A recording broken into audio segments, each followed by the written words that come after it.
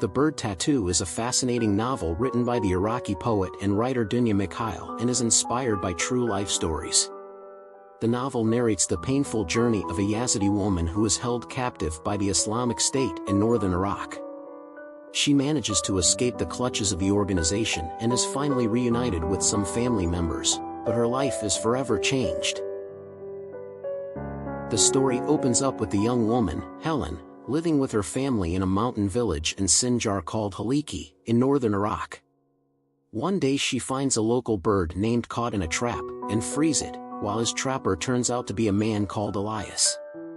The man gets at first angry, but soon realizes his wrongdoing and vows never to keep a bird captive again. This is where Helen and Elias fall deeply in love. Elias is a journalist working in Mosul city in Iraq, and he is on a visit at the remote Haliki village in Sinjar, his birthplace. The village has seemed to stand apart from time, protected by the mountains and too small to attract foreign attention. Against this peaceful background, Helen and Elias are experiencing the heat of love that led to the announcement of the day of their engagement. They decide to give up their wedding rings and content themselves with the fortune teller tattooing a bird on their ring finger because they believed that the rings might be lost but not the tattoos. On that day, the fortune teller predicted that one of them would face difficult events, but she concealed the rest of the prophecy. Following this, Helen joins her husband, and his two sons, Yahya and Yasser, from his deceased wife, and leaves the village for Mosul. However, in 2014, their happy existence is suddenly shattered when Elias goes missing from the building he is working at. Helen is devastated when she learns that he was kidnapped by Daesh fighters who spread terror in different parts of the country, including remote villages. Devastated, Helen went out looking for her husband, leaving her baby girl behind. Unfortunately, she was also captivated and put in prison for sale, and in it she turns into number 27.